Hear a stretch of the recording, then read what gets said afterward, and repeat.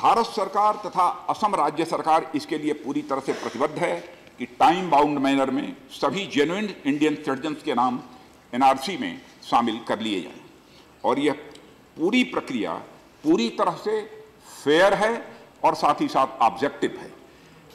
कोई भेदभाव न हुआ है और मैं आश्वस्त करना चाहता हूं न आगे कोई भेदभाव होगा।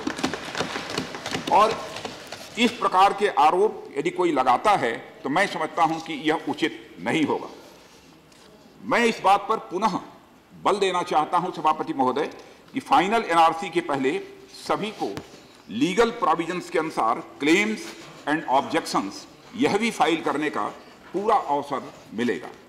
इसके अलावा फाइनल एनआरसी के पश्चात भी सभी संबंधित व्यक्तियों को फॉरेनर्स ट्रिब्यूनल के पास भी जाने का पूरा अवसर रहेगा।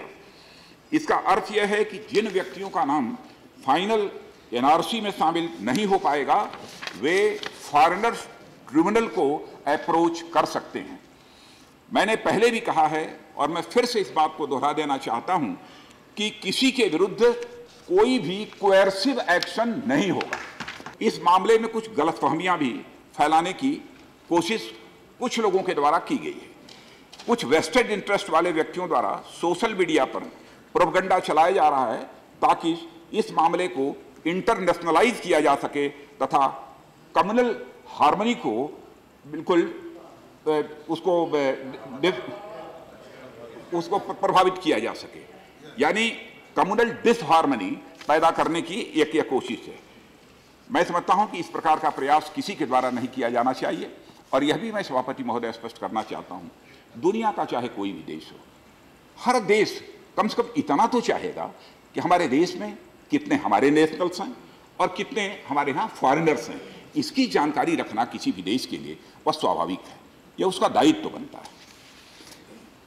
लेकिन सभापति महोदय मैं ये कहना चाहूँगा कि यह विषय भारत की राष्ट्रीय सुरक्षा से जुड़ा हुआ है और मैं सभी से इस संबंध में सहयोग की अपेक्षा करता हूँ। दिनांक 29 जुलाई 2018 को असम के मुख्यमंत्री महोदय की अध्यक्षता में गुवाहाटी में एक ऑल पार्टी मीटिंग हुई थी और उसमें मीटिंग में एनआरसी बनाने के लिए सर्वसम्मत से सभी राजनीतिक पार्टियों ने पूरी तरह से सहयोग करने का आश्वासन भी दिया था और इसमें सभी प्रमुख दल शामिल थे। मैं इस बात का विश्वास दिलाना चाहता हूं सभापति महोदय कि पीस, हार्मनी और पब्लिक ऑर्डर को मेंटेन किया जाएगा। हमारी सरकार ने इस कार्य में राज्य सरकार को असिस्ट करने के लिए असम में जितनी भी फोर्स की उन्होंने मांग की थी वह फोर्स मुहैया कराई जा चुकी है।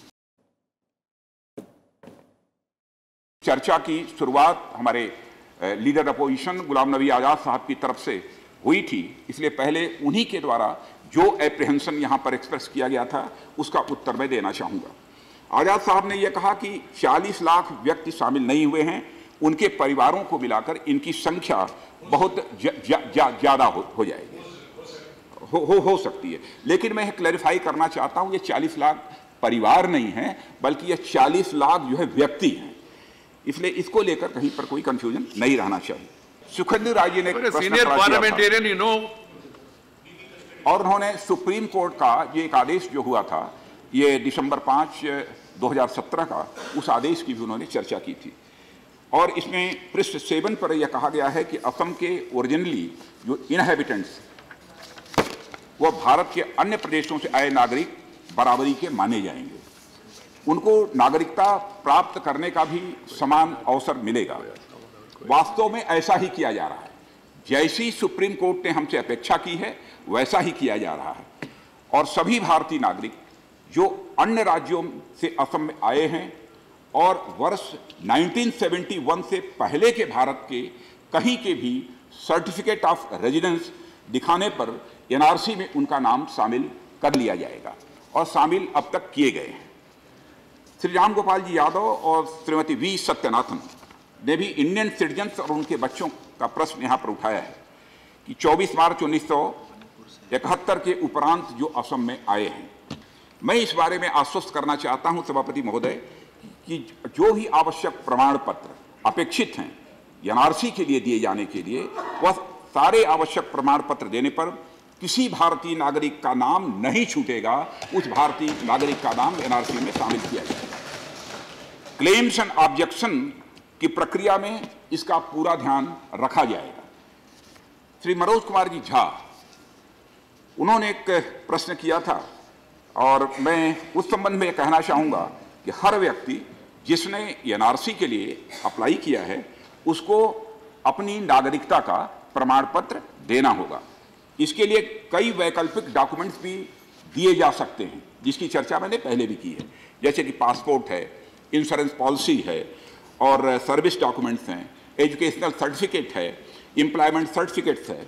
यह सब दिए जा सकते हैं जो कि 24 मार्च 71 के पहले इशू किए गए हैं।